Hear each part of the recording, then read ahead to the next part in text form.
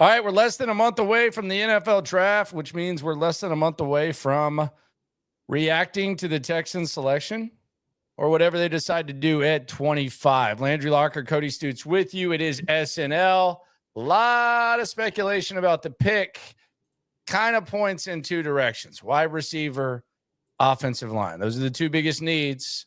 But in the spirit of opportunity, in the spirit of discussion, embracing debate, we're going to go through 6, not 1, not 2, not 3, not 4, not 5, but 6 possibilities at number 25 that are not offensive line or wide receiver. And I want everybody to understand what this exercise is. This is not Landry Locker and Cody Stoots said they should draft a defender at 25. This is not I draft these guys instead of that player or that player.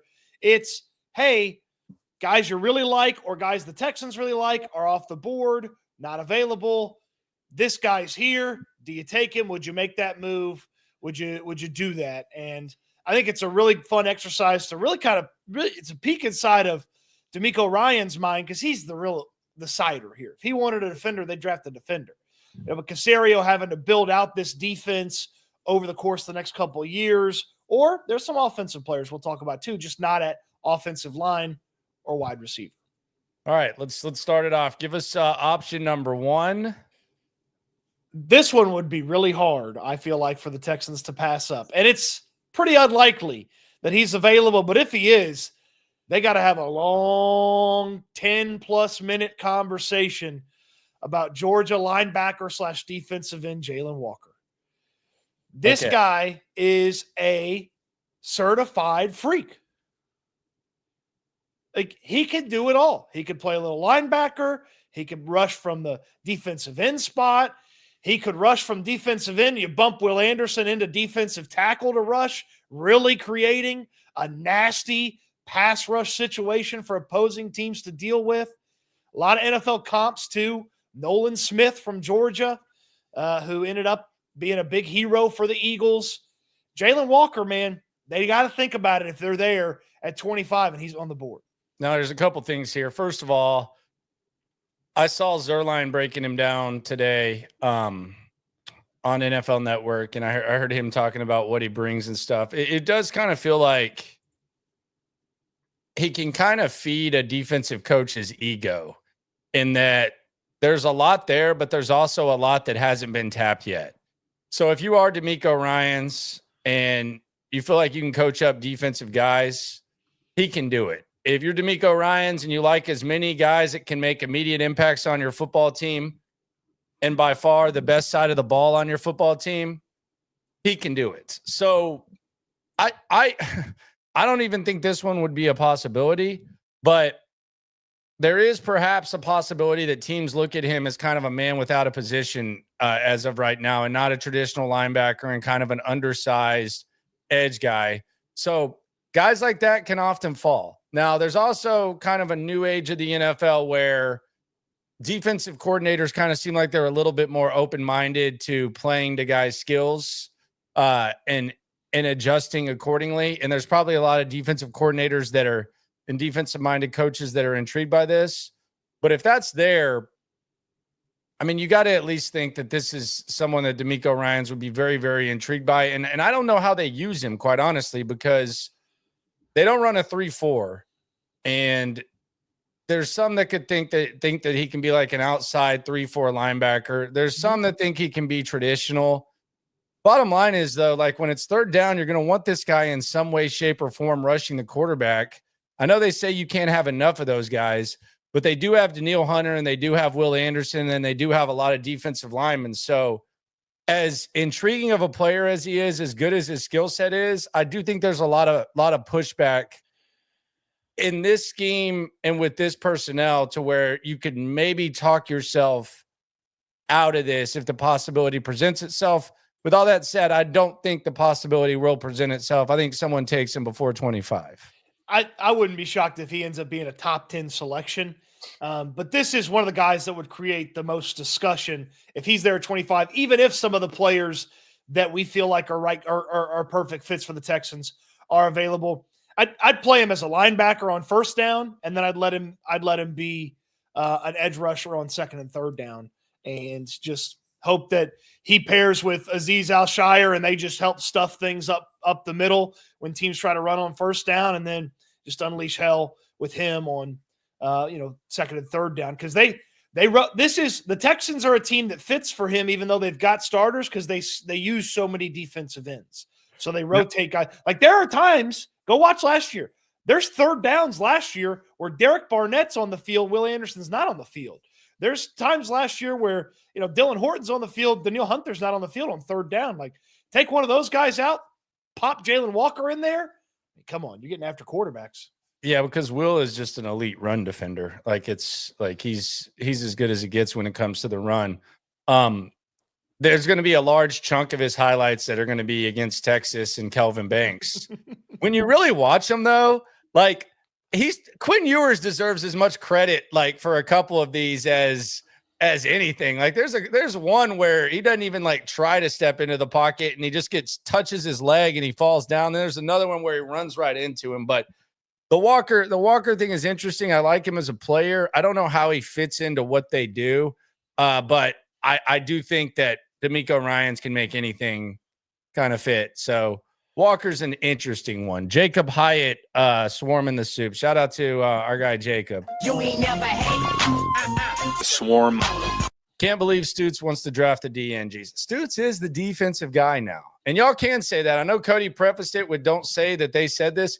Cody Stoots is a defensive guy now, so let's just make that clear. Cody Stoots. Not fake news. Cody Stoots seems to be all in on the defense. Spread the word. Tell your friends. True. Tell your friends. Cody Stoots wants to draft defense. Tell everybody. You're telling me guard talk wants a defensive player? No, thank you. I want a guard, baby. You've gotten a lot of guards. I guess your guard fix has been satisfied with Laken Tomlinson. No. I did. It is funny, though. We talked about the guards yesterday on the show and how, national folks are like, well, they got rid of starters. And I watched another video last night, somebody talking about like Texans and, oh man, Laken Tomlinson and Ed Ingram. Anytime you can add those guys to the offensive line. And I was just screaming at the computer like, they're better than the guys they had. Logan on the soup. You ain't never hate. Swarm. What RB would you want to take in what round? Stay tuned. I got a feeling we might be able to stay tuned. I know, Logan, I will say hang around because the exercise will answer, and then I have some more answers for you, and I'm sure Landry does as well. Yes, I'm the RB guy. Don't threaten me with a good time. Let's draft 7. Okay. You don't like defensive players. You don't want a defensive player. No, I'm fine. I'm just saying it to the general people. Just like, if Jalen Walker from Georgia, like, you're like, Cody, I can't do that. You got to get somebody. Help CJ Stroud, dumbass. And I'm like, okay, all right, I'll do that.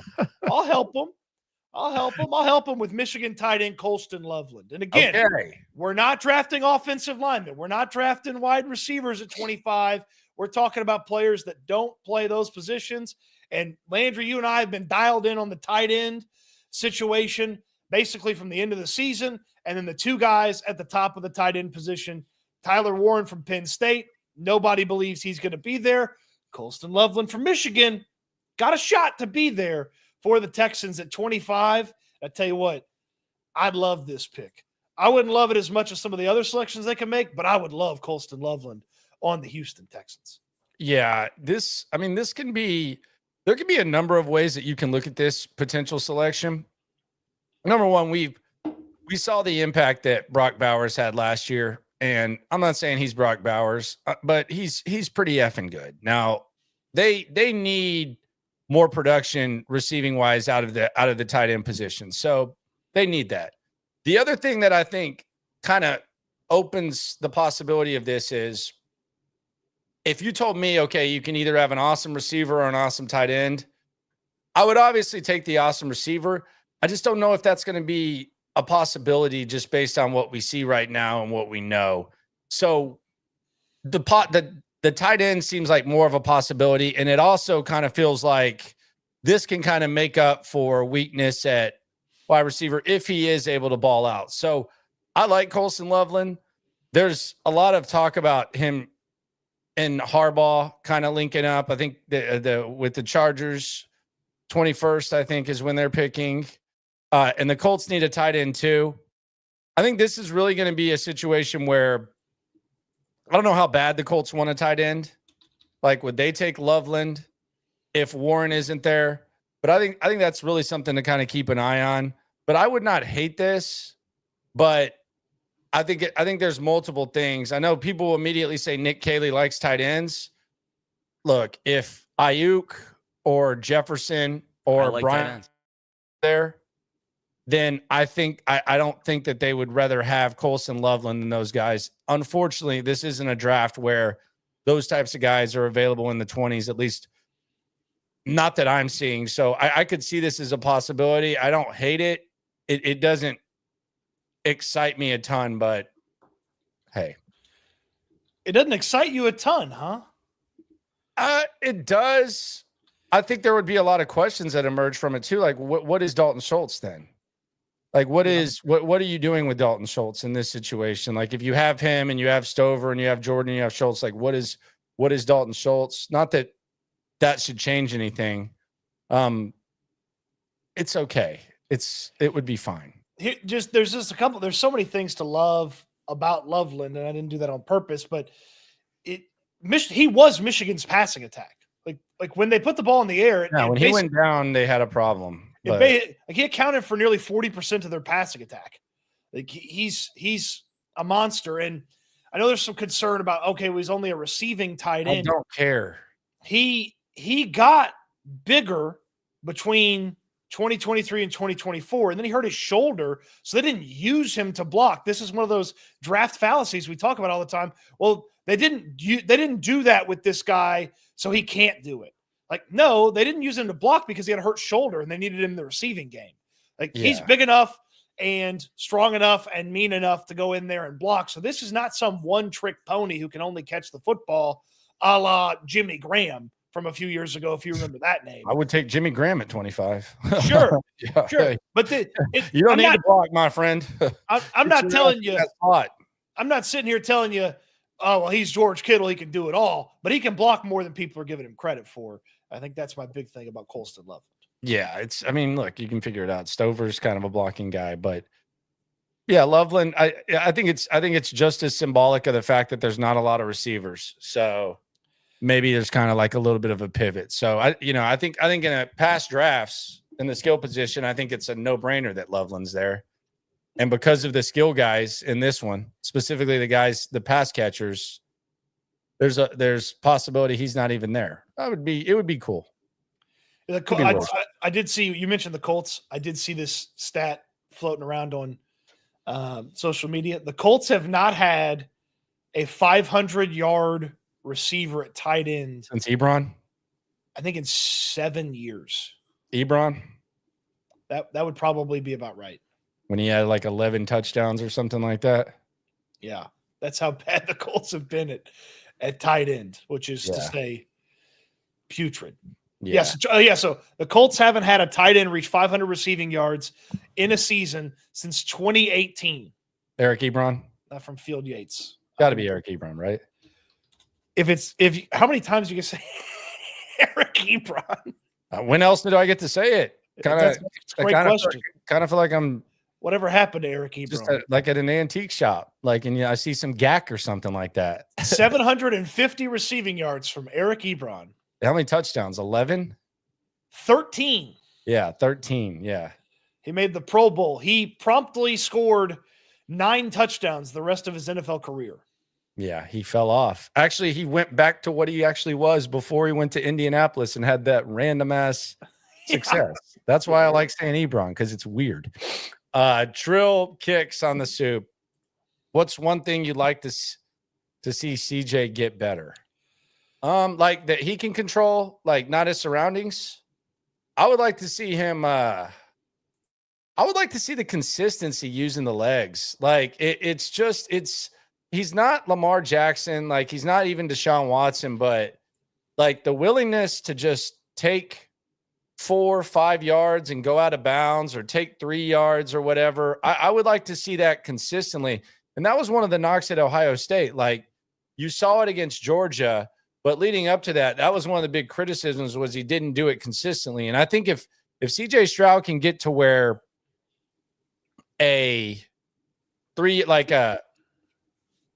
no gain turns into a 3-yard gain or something, and you're turning it into like, even it's a small, like 2nd and 7 instead of 2nd and 10, I think that would just be really big for CJ. So I would like to see him use his legs more consistently. And this is nothing new. This has been around for a few years. I'd like to see him do what he said he was going to do all of last year, which is take what the defense gave him. He said that's what he was going to do all last year. He even, ahead of the Dolphins game after the bye week, was like, yeah, I talked to Tua this offseason. We talked about, we just got to take what the defense gives. And then he just promptly didn't do that very often. And I know some of that's a product of the offensive line didn't literally hold up long enough for him to do it. Wide receivers weren't getting open. But there were some times where CJ didn't rip it when he saw it. And I'd like for him to do that a little bit more in 2025. Agree. So Colson, Loveland, and Walker, 2 possibilities so far. We got 4 more here on SNL. Landry Locker, Cody Stoots. Cody's going to present this one to you. I got to step out for 25 seconds. I got to make sure the house isn't burning down. So stand by. You present. I'll be right back. Okay. So while Landry takes a fireman check, Alabama linebacker Jihad Campbell. So Campbell is he's the top linebacker in this class. He's the number 1 linebacker in the class. And the chances of him getting to the Texans seems pretty low. But if he was there and you had the chance to say take the best linebacker versus the 4th best, 3rd best wide receiver, the 5th best, 6th best offensive lineman, Jihad Campbell would be a guy that's in consideration. Now, here's the interesting aspect about Campbell. He was recruited and brought to Alabama to be a defensive end. And then by product of the talent they had and all those various things, Campbell ended up playing a lot more linebacker than true defensive end. And so there's still some developmental stuff to the linebacker position for him, but he's a super freaky athlete. The instincts came along pretty quick at the linebacker spot. They found a way to still use him as an edge rusher, as a pass rusher from time to time. And another element is if you got a linebacker, you're going to draft, like, where do you put him on 3rd down? Like, he's a 3-down linebacker. This guy is. Where do you put him on 3rd down? Well, he's athletic enough and freaky enough from a coverage standpoint if you want him to go cover somebody. And then, of course, we just mentioned the pass rush prowess as well. I'm vehemently, totally, wholly against linebacker just because I don't believe you can make that much impact compared to some of the other positions that they could go out there and get. But Jihad Campbell, linebacker, Alabama, and you start building up that super linebacker room for DeMeco Ryans for at least a couple of years with Aziz and Campbell hanging around. You see what Christian Harris brings coming back from his injury, and Henry To'oTo'o continues to be like a heady, smart player that maybe has a little bit lower physical upside. And then when Aziz is gone, boom, Jihad Campbell is your guy that ends up taking over and being the starter at the linebacker spot. So again, I don't want the Texans to draft a linebacker, but top linebacker versus 4th, 5th wide receiver, 7th, 8th offensive lineman at 25, that's the consideration. And again, this exercise is about really talking about names that maybe wouldn't show up for the Texans, or if they do, they at least have to have a very tough conversation about that as well. Landry, where are you on Jihad Campbell? I think DeMeco would love him. I think he would fit in nicely to what they do. I think he adds a whole different element, scary element to Will Anderson and Daniil Hunter coming off the edge, because I think he can blitz. I think he can cover. I think he's an absolute freak. I think he's the best linebacker in this draft. I don't even know if there's a close second. There's really not. And I think D'Amico would be kind of intrigued, and I think he's one of the rare positions where there's a list of guys that would warrant or deserve to be selected in the first round around 25, where you would be getting the best player at his position, just based on the pre-rankings. So I'm intrigued by it. I think D'Amico would like it. And I think I don't think he's going to be there either. Yeah, I've seen him go as high as 9 to the New Orleans Saints, I think is where I saw him. And I mean, he just likelihood of him being available seems pretty low. But your point, best linebacker versus third, fourth best wide receiver in a down wide receiver year, 6th, 7th best offensive lineman. Maybe you have that conversation. You ready for the next one? Cougar on the suit first. Okay. He says, remember the shotgun RPO tight end flat with Watson and Fells? I want to see more of that with Stroud. Get him moving right away to be more comfortable. Oddly specific. I remember it, though. It was kind of awkward, though. I didn't recall that as an awesome play. A lot of times it just seemed like a wasted RPO. It kind of felt like a peewee RPO where Fells just kind of goes in the flat. It's clearly a throw. I don't even know that they ran out of it. Deshaun might have tucked it and ran a couple times, but there wasn't really the option of the handoff. It's weird that we missed that play because I thought it was one of the most peewee looking RPOs that I've ever seen. I think I see that run in like flag football games with like 6-year-olds. That just goes to show you. Did have speaking of Ebron, Fells did have a nice little random ass good year too. Yeah, he did. That just goes to show you how where Bobby Slowick has led us to think about where we're going to go find the next iterations of this offense. Let's see here. I'm trying to find Fells. Oh, I typed in the wrong name. 7 touchdowns. Darren Fells. Yeah, 7 touchdowns. He had 11 in 2 seasons with the Texans. 7 and 4. Yep. Yeah. Well, I didn't realize he was 33, 34 when he did that. Okay. Yeah, he was old as hell. Let's see what random tight end pops up the next time we bring up a random player. Jordan Akins, be on standby. Yeah, right. Okay. Next player. Again, not an offensive lineman, not a wide receiver, still on defense. This guy could be here, especially if you start to see some of these offensive linemen, wide receivers. If you get a surprise quarterback selection in the top 24, then this player could get pushed down, and he's a real solid player. Solid in that he had good production and solid in that he's a large human being. Michigan defensive tackle Kenneth Grant. God.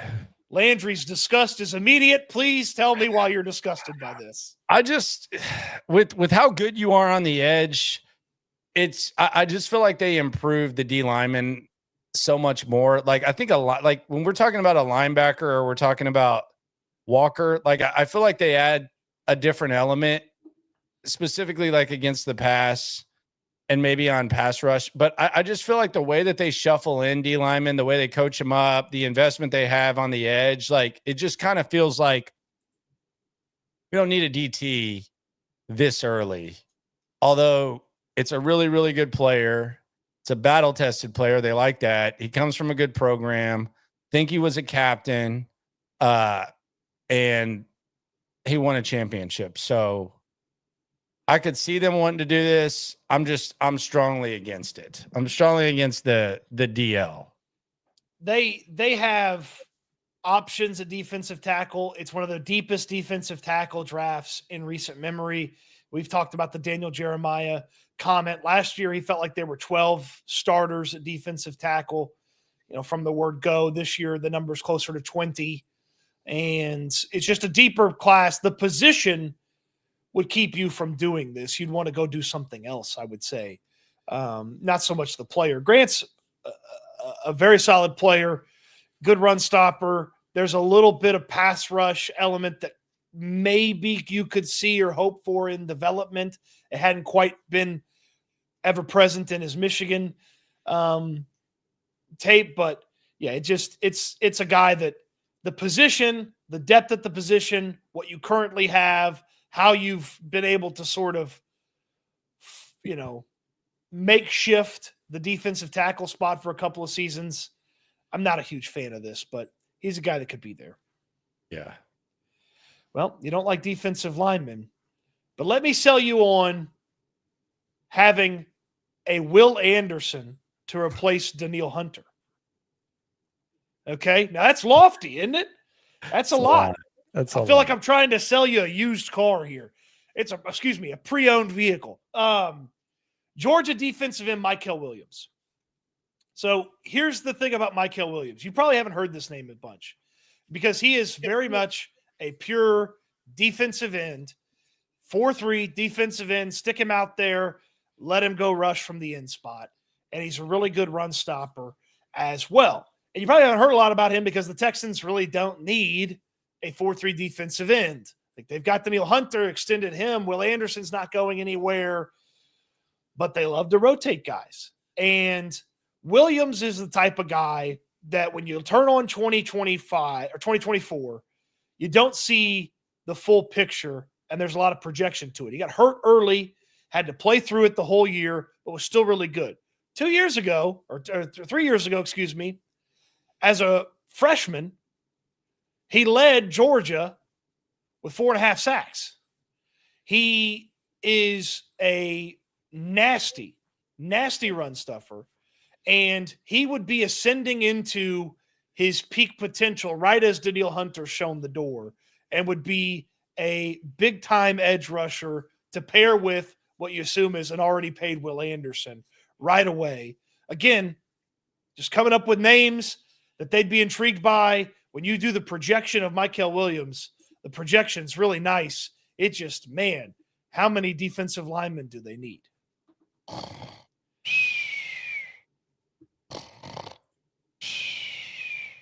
All right, North Carolina running back Amarion Hampton is the final player in the six-pack. The next Joe Mixon, perhaps. If you knew he was going to be Joe Mixon, you draft him at 25. Look, I saw Bucky Brooks. I don't know how you feel about Bucky Brooks mock drafts. They're kind of wacky.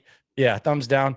He had Hampton going 10th to the Bears. So he obviously likes him. The only person I've seen not like him is Maurice Jones-Drew. I would take Amarion Hampton. Whoever you think is the second best running back behind Genty, if he's there, take him.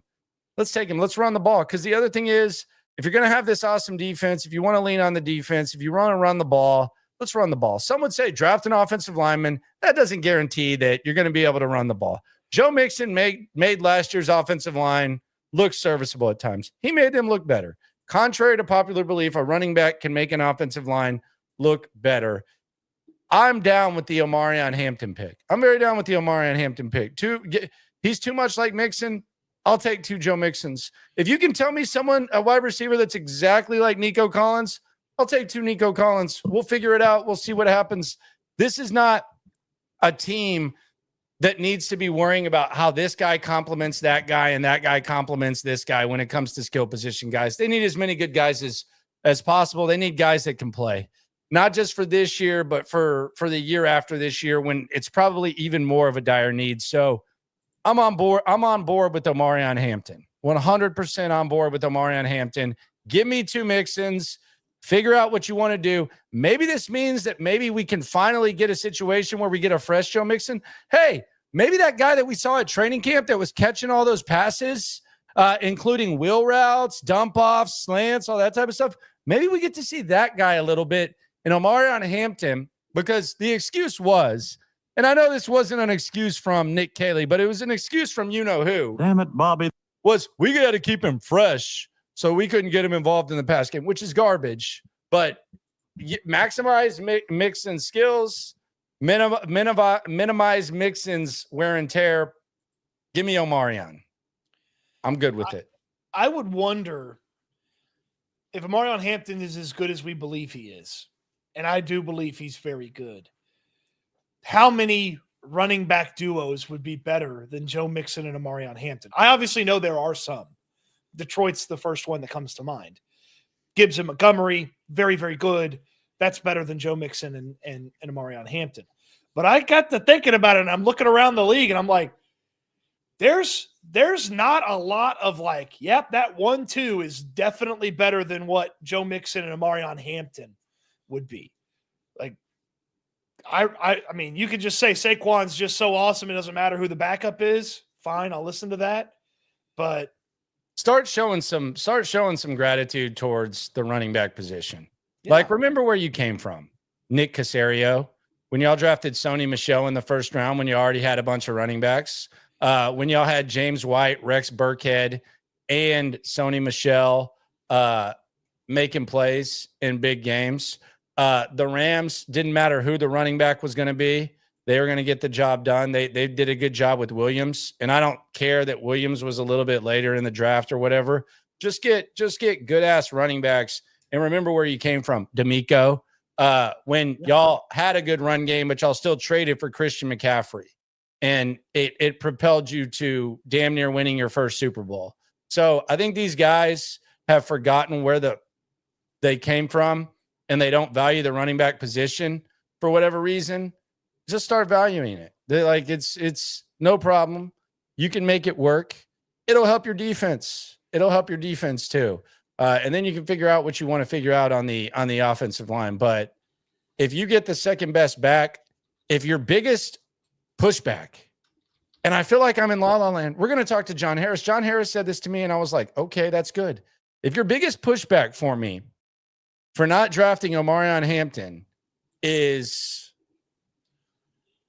he's too much like Joe Mixon, then okay, that's not you're not really doing a good job of convincing me of changing my mind. Right. So I'll take it. I've got steak. Sir, would you like another steak? Sure. Yes, I would actually. Yes. Well, you got a bone-in ribeye there? This is just another bone-in ribeye. Would you like a bone-in ribeye, or would you like a small serving of mashed potatoes? Yeah, it complements your steak better. I'll take the bone-in ribeye, please. Yeah, it complements your steak. I see that you got those 2 filet mignons right there. If I could take away one of those fillets, we got some nice asparagus. Our asparagus is really on point. It might be a better compliment. Yeah. Nah, run the rock. Now, somebody asked earlier about running backs. I know your favorite running backs is a round 2 guy, and if he's there, I'm getting close to just make it happen, and that's one of the guys from Ohio State. Trey Henderson. I like Trey Henderson.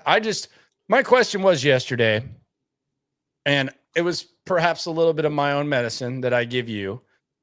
But my question was, are people comparing him to Gibbs? Like that's just what some people have said, he can make explosive plays. We saw him do it at Ohio State. Like, is he another, like, does he add an element like a Gibbs? And if the answer is yes, then yes, I'll take that at 25. Like I'll take that. It might not be as good as Gibbs, but if the answer is yes, I'll take that at 25. And the problem that you're dealing with at running back is, and I think this is the case even more so than offensive line. I think this might be the case even more so at receiver, depending on what happens before you. Really, any position. If you don't take a running back at 25, there's a chance the next time your number's called, it's stripped.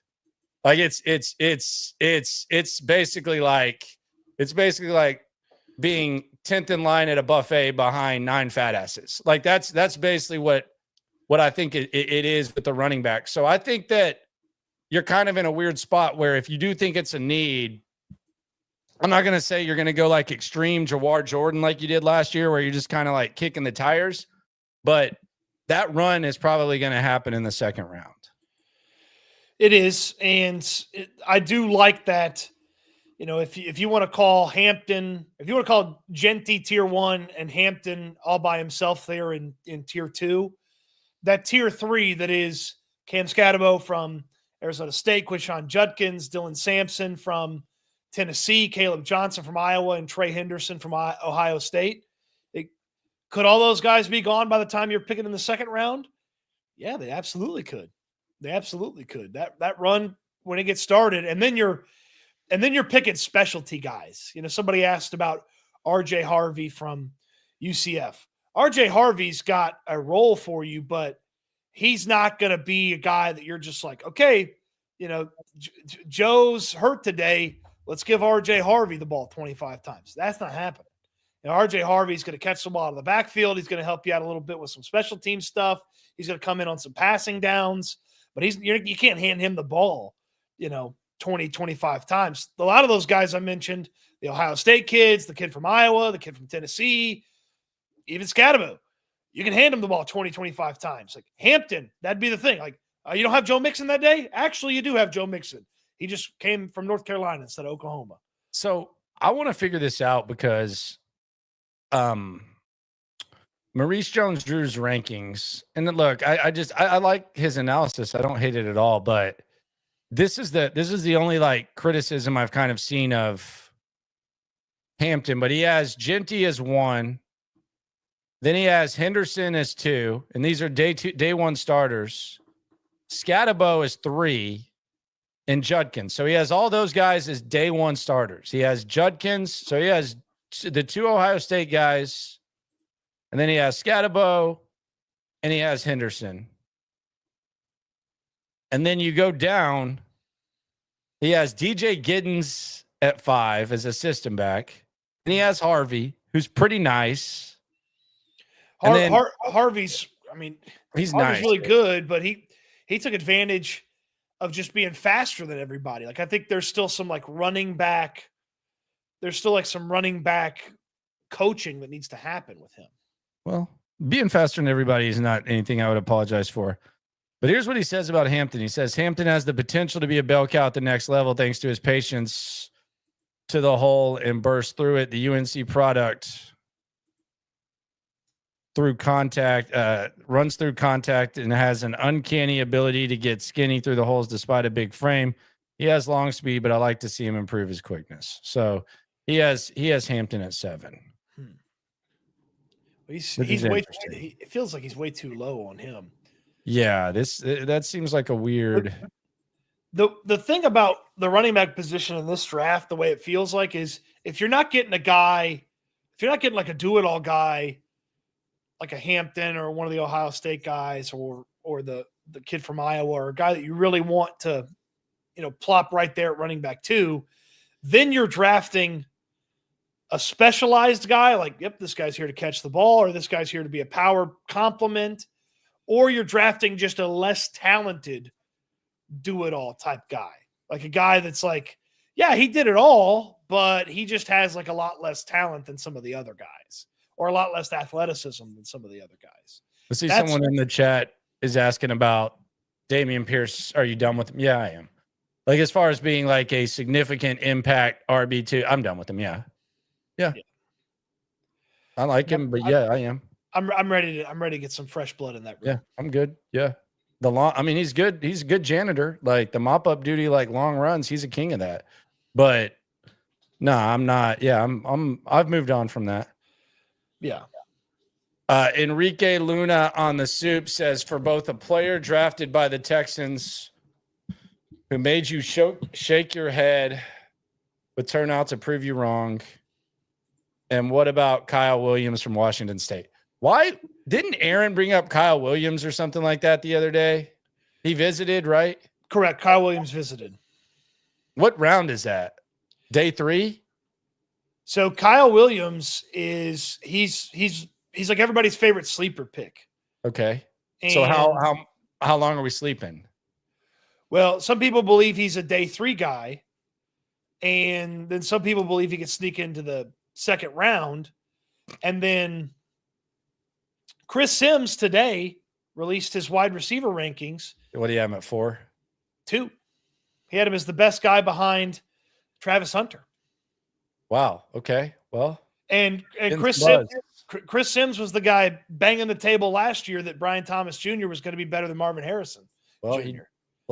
That's a good way to get attention. I didn't even remember that. So, let's keep an eye on that. I like Chris Sims. I think Chris Sims is awesome, especially on the. I think he's got good opinions, but I don't. Some of his QB ratings have been a little bit wild, but okay. Kyle Williams was Kyle Williams at 25. Here we go. No, I would not advise doing that. Kyle Williams was one of the better wide receivers at the Senior Bowl, and he knew the Texans wide receiver room, and he said, you put me in the wide receiver room with Nico Collins, it's going to be electric. And then when Tank Dell gets healthy, we're really going to get after it. And I was like, okay. Sounds good to me. I like Kyle Williams a lot. I like him. How much? I'd draft him in the third. They got 2 picks in the third. I'd take him with one of the third-round picks. He's an outside guy. Yeah. I like him better than – let me pull up the wide receiver list here. Not a great list. Not a great list. I like him better than Xavier Restrepo from Miami. Oh, his stock's not great right now. I like him better than Jalen Royals from Utah State. I like him better than Sevion Williams from TCU. I like him better than Tez Johnson from Oregon. I like Williams better than Isaiah Bond from Texas. But is this more about just being the best of a not so flattering group is the question? Like, does that make you kind of reach up on it? Like second round, that seems wild, but who knows? Make fools of us all. Maybe he ends up being the guy. I mean, I like him more than most of the wide receivers in this draft. And the next question, or the other question that Enrique asked, was a player drafted by the Texans who made you shake your head but turn out to prove you wrong. I mean, is this a sneaky way to ask for the Brian Cushing story again? Yeah, you would say Brian Cushing. That's probably the best example in Texans history for me. I would say probably maybe Titus Howard. He ended up being better than Dillard. So, I mean, it's not like the current state of Titus Howard, not great, but I mean, he ended up being a better NFL ball player than Dillard. And I did not anticipate that. I thought they missed an opportunity. So as much as I question the current state of Titus Howard, I'll admit that he ended up being a decent first round selection. Now, what they did after the rookie contract expired, we'll leave to the side, but we're just talking about the draft. I'll give it to Titus Howard. Yeah. I mean, my biggest gripe about Titus Howard is drafted him in the first round. I mean, I can remember somebody like, oh, you seem to know a lot about Titus Howard. I was like, not that I know a lot about him. It's just, I don't think you had to draft him in the first round. Could have got him in the second round. It's a quarterback. You know? I'd be JJ's obviously the popular one. I see someone in the chat bringing that. JJ's the popular one. I'd be lying if I told you I thought Lassiter. I mean, we were Bullock was going to be. No, I mean, I wanted Kool-Aid. Yeah, we wanted Kool-Aid or Cooper. So Lassiter, I guess. I mean, we weren't thrilled about that. So I'll say Lassiter. Like, I mean, nobody was pounding the table for Lassiter last year when we were streaming. And by the way, be ready for that super stream. Be ready for that party on Saturday on day 3. All you mofos in the chat better be there. Yeah, better be there. I mean, even Bullock. I mean, I wasn't thrilled with that. I didn't think he's going to turn into one of the best rookie safeties. I was, because I saw the way they acted. They acted like they just won a Super Bowl when they drafted him. Like I was kind of like confused, and then it was like, oh, okay. And I was also very sensitive towards the fact that he was being coached defense by Lincoln Riley. That's true. Not a great thing. That is true. Not a great thing to do. Blake Fisher, we weren't pumped about, but we don't know. We don't know whether he's going to be good or not. But yeah, last year, day 2 wasn't like the most. Yeah. Again, the question was confused. Player you thought player you were wrong about. Like you didn't think he's going to be any good. He turned out to be pretty decent. Like, yeah, we'll see what happens with Fisher. Yeah, Fisher, I don't know. I wasn't thrilled with drafting an offensive lineman. That's for sure. Yeah, Lassiter. It's almost like you maybe should have taken a wide receiver in a generational wide receiver draft. But, you know, hey, Kyle Williams, day 3 this year, that'll save everything. Boy, I tell you what, I went and watched the Steve Smith video of him breaking down wide receivers.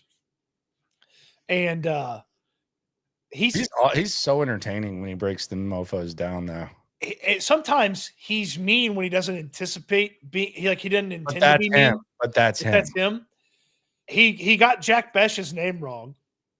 And then he said, yeah, I got him this part of the rankings, but he should be a tight end. Yeah. Yeah. I heard he said that. And then James Palmer, who's hosting it with him, goes, you think he can still do tight end stuff at 6'1"? And Steve Smith says something like, did I stutter? He's like, yes.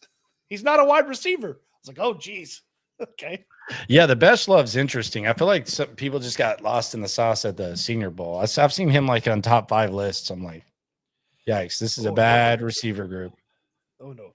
The one it's funny because the way you can take the way Steve Smith talks about guys, and if you didn't know where they were on the rankings, you'd put them in different spots. Like the way he talked about Tetaroa McMillan, it didn't seem like a guy that he put number 2 in his rankings. And the way that he talked about Jaden Higgins from Iowa State, like he got like excited. He was like, "Oh, we like this guy," and like gave him like a poor man's Mike Evans comp. And I was like, well, then why is he 9? Like, why is he 9th in the rankings, Steve Smith? OO does bring up that I did want Bryce Young instead of CJ.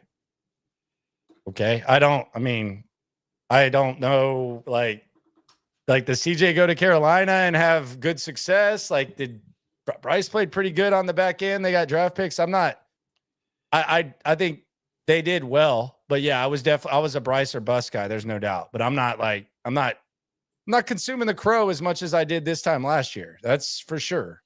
Chase, I'm not saying it's Sauce Stingley, but yeah, leave Steve Smith's personal life alone. Wide receiver breakdowns are not the only thing that Steve Smith knocks out of the park. Oh man. So the reactions to the draft last year were that I thought were really interesting was the way they reacted when they drafted Kalen Bullock. I thought that was interesting. Like as we kind of relive that. The way that CJ reacted when he did that Bleacher Report thing when Pearsall was taken. Oh, that was my guy. Dude, or whatever he said. Dude, it almost makes me wonder if he were there, did they take him instead of Laster? Like that was not like a damn, like that was almost like a we might get this guy type of reaction from CJ. So I didn't know what was going on there. I can mark this chat and remember this when we come back in late August. I can already tell you Ricky Pearsall is going to be on Landry's fantasy team. I can already tell you that. Why? It just it feels like that's going to be something that you're going to do in August. No, I'm going chalk this year. I'm not trying to. I'm literally just going by rankings this year. I'm not even going to try to be cute. I might draft 6 receivers. If first 6 picks. You got any rookies that you want to draft? Rookie receivers? Yeah. No. I think I would, if I had like the 4th or 5th pick, I might just take Malik Neighbors and call it a day. Not even worry about who my top wideout is. Jameis throwing him the ball. He's a freak. By the way, just a little fun little like throw it in there. Trey Harris, Ole Miss wide receiver. Yeah. He was Malik Neighbors' high school quarterback. Big fan, dude. The stuff you just find out when you're learning about guys. Big fan. You know, you like Trey Harris? The Ole Miss wide receiver? It's very I don't like guys who have most of their statistical production against cupcake schools, but you got to beat who you got to beat. He's a tough evaluation, man. The whole wide receiver thing it's a little bit tough. Would you like a tease for tomorrow? Yeah, I would love a tease for tomorrow. Tease for tonight, by the way, we're playing Dead or Alive on the Locker Room stream. The Stephon Diggs belief, all that. We'll play Dead or Alive. Is the possibility of Diggs being back and Dalton Schultz breakout? Is it possible Dead or Alive? We'll play that tonight. Tomorrow on the show, one of my favorite players I have uncovered information about them that has made them not one of my favorite players in this upcoming draft. This is going to be food related. It will Spoiler not be alert, food related. this is going to be food related. He probably like puts sauce on brisket or something like that, and just completely. It's a real it's a real football thing. Okay, it's a real football thing, and we'll talk about it on the show tomorrow. Okay, so Cody Stoots is down. How about prospects you're down on? Oh, just start crapping on guys. Yeah, and then you can clip that and make it look crazy. Gio said Tank Dell streamed. I did not see Tank Dell stream. Missed it. Didn't hear anything about it. I mean, he's probably playing a lot of video games, right? If it was a video game stream, like he's got to rest, right? He's in the rest phase, right? He's got to stay off that crap for a while, right? It's surgery a couple weeks ago. Yeah, and it was a second. Like he's got to be chilling. What if Tank's fat? What if Tank's just sitting around eating pizza? I don't even know what video games. I don't even know what a fat Tank Dell would look like. Nah, that's damn sure damn near impossible to know. It's not gonna happen, right? That's not gonna happen. Nah, he won't. Well, I mean, we just got to see him walk and then see what happens. People are asking you about the McMillan fall. James E. and then JB the Annihilator had asked as well. By the way, JB in Kansas. Shout out to Kansas. Think Wichita. But James says, is the draft fall of McMillan real? I do. It feels like it is, and there's a variety of reasons. One, I feel like people just have ended up liking Matthew Golden more just because he's a little bit speedier and he's had some success against some bigger programs and some bigger spots.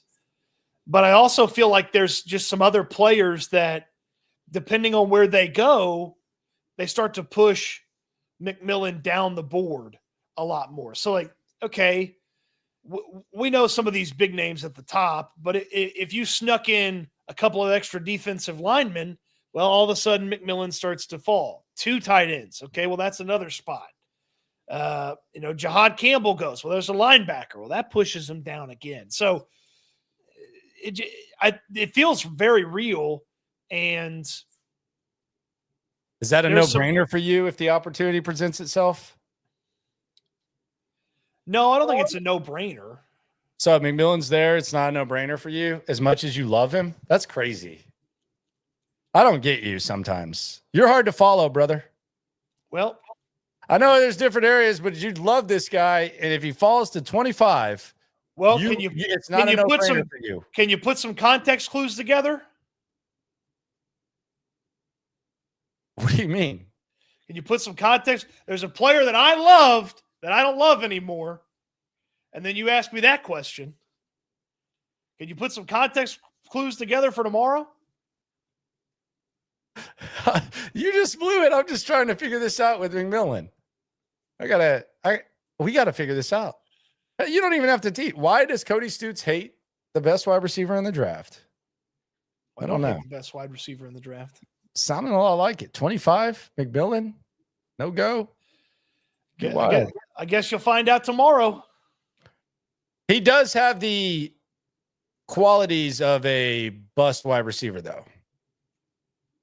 He really does. Mm-hmm. Like if you look at like wide receivers that are like busts, and there's really not one stature, but it's like he's tall. He was really productive in college.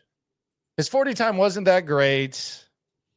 And then he gets to the NFL. He can't even get off the line of scrimmage. It does feel like that's kind of like the recipe more times than not for lack of success in the NFL. There's a lot of elements of bust to him. That's for sure. He also just feels, and this is the whole wide receiver group, like it just feels like they're being talked about much higher than they should be in a normal array of wide receiver talent. That's the problem that I'm having with these guys. Like I feel like we should have just like honestly like the conversations we're having about Matthew Golden, Luther Burden, McMillan, and then all these other guys we're talking about. I feel like we should have just reacted to round 1 and be talking about day 2. Like it just doesn't feel like these are guys that you should be talking about day 1. Watch this become like the best wide receiver draft ever. But that's just kind of what it feels like on the surface. I mean, the top guys are not anywhere as close to probably the top 9 or 10 guys from last year for me. Like, I liked all those guys more than the top guys this year. All of them.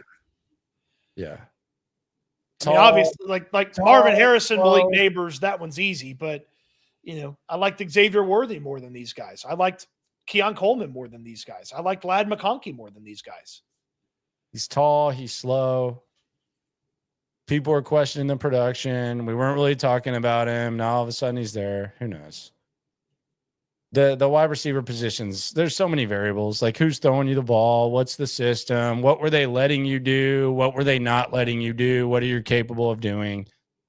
I don't envy the scouts position. It's much easier to be on this side of things. James says, we thought Nico was a bust after year 1. Well, yeah, I drafted the shit out of Tet McMillan in the 3rd round. Like 25 is where you get worried. Is that true, or is that is that just made up? Like I think James is just making stuff up. Like maybe you thought he wasn't a number 1 guy. You can't be a bust as a 3rd rounder. Yeah, I don't think people thought Nico Collins was a bust after year 1. That's made up. That's a lie. Well, you can't be a bust. I didn't know that he was a number 1 guy. But I mean, bust. They traded up for, I mean, that was nobody was calling. I don't think I heard anyone call Nico Collins a bust after year 1. He's a 3rd round pick. Never heard that. Yeah, never heard that. You can't be, I mean, bust is not really what you associate with 3rd round picks. But it never happened. I mean, he said we thought like nobody was saying that. I didn't think he was very good. Yeah, but nobody was saying he was a bust. I never heard that at all. They also used him wrong for the first 2 years. Yeah. Yeah, no one thought, and Amos Pandaline is right. Like, no one thought he was that good. Yeah. I mean, but bust? Like, he's definitely found his way. Yeah. And we didn't even know with, like, heading into 2023 that he was capable of that. But, I mean, it was, to be honest, it was how the hell did they not get St. Brown? If I'm being honest, it was like, damn, man, they took Nico and they could have had St. Brown. Like that was the combo, but I don't know about bust. Well, again, I just don't, 3rd rounders aren't busts. Unless they are water polo players that play tight end and they never step on the field. They never, I mean, that's just idiot. That's just an idiot decision. Told you I'd get my random tight end mention in before the show ended. Kahali Waring. There you go. Ding, ding, ding. Put that on your bingo card. If you have a bingo, let me know. You can collect your prize up here through the cigarette smoke, of course. People just they love to misremember Brian Gaines' draft and talk about like, well, he got screwed. It's like, we don't know if Brian Gaines was any good at the job or not. First of all, I think B.O.B. had as much to do with it as Brian Gaines. I don't know, man. Brian Gaines sure was proud about Lonnie Johnson and Max Sharping. Bigger, stronger, faster. That was the goal of the team. Bigger, stronger, faster. And then friggin' Gaines sat on his hands that entire free agency and they didn't do nothing. Ooh. And that ticked B.O.B. off very badly. And then it was right in the back. That was an Easterby creation too. Easterby helped. Yep. And then Easterby just walked right in there. Oh, Landry's illegal bingo hall. Do we have maybe, is that an idea for draft night? Should we put together a chat bingo? Yeah, chat bingo cards. I think that's fun. Okay. Chat bingo card. I'll start coming up with I'll start coming up with stuff for. We'll Yeah, try to do. We'll try to do it for the first 2 nights. Yeah, chat bingo. And we got to make cards. There's got to be like an app where you can make bingo cards and send them out to people. Yeah, well, what I'll just do is whoever wants to play, we'll email it to them, or I'll put a link where they can download the bingo card and play at home. Do it with running backs too. I'm in on that. Fun times. I already know one of them. It's Landry complains about the lack of running back investment. That's a lifestyle, brother. It's a lifestyle. But dude, the complaint's valid. Like, let's be serious. Like, let's be real. Like, I'm very pro running back. I'm like the representation of the running back, but let's be serious. Like, it's a valid complaint. Agreed. Yeah. So there you go. Also, right. D'Amico and Nick Caserio at Texas Pro Day today. Yeah. Isaiah Bond, 4.35. Good job, dude. You only said you were going to break Xavier Worthy's record. You improved your 4.39 to 4.35. Good job. Now shave off about another half 0.15 seconds, and you'll be right there, dude. So there they go. Yeah, they were at Pro Day, and I got a feeling that they will be in Columbus tomorrow. Man, there's so many UT players and so many Ohio State players that just fit what the Texans could use. Yeah, they're looking at those interior linemen at Texas too. Don't sleep on that. We've talked a lot about Banks. They're looking at don't let Jake Majors be there in like the 5th or 6th round. He is what they love. I don't know when he goes, but when it comes to like a leader, the 100% leader of the Texas team last year, like with all these guys, even the year before, Jake Majors, starting center, started almost damn near every game. Don't mess around and let him be there. In like the 6th round, they will love everything that he stands for. Yeah, you're not gonna hurt my feelings if you send something his way late. Yep. So there we go. Fun time. Even I saw somebody touting the how do you say his name? Is it Broughton, the defensive lineman? Yeah, he might not get drafted though. I saw somebody saying Broughton is a late guy. Yeah, he might not get drafted. Who knows?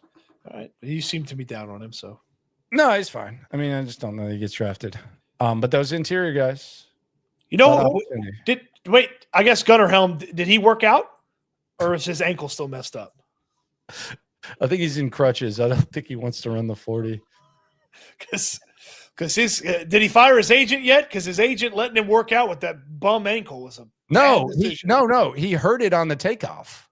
Yeah, that's it. We should shut it down. No more workout. Oh, you thought he should have been? I hurt my ankle, guy. Yeah, he hurt it bad. You could see it, and then he went back and ran, and he was slow. He still beat Restrepo though, didn't he? Buddy, I think DJ Bieneme at the media pro day beat Restrepo.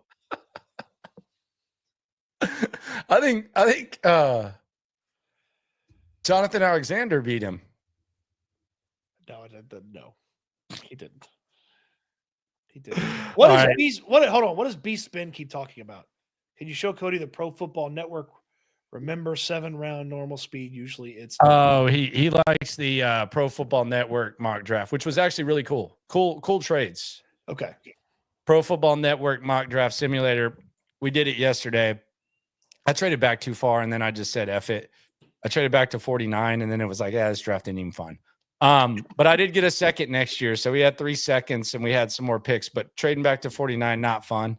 But he said if you put it at normal speed, it's more accurate. But it was cool. Like they're offering like legit trades. It's not like we'll give you Samaje Perine to like trade up, like what the Draft Buzz was doing. And it's like, I think I used Pro Football Network one time, and the Raiders traded me like their whole day 2 to get up to 25. And I was like, wonder what they're taking. And then they took Kenneth Grant, and I was like, okay. I don't think Tom Brady would do that. Al Davis lives through all of us. Yeah.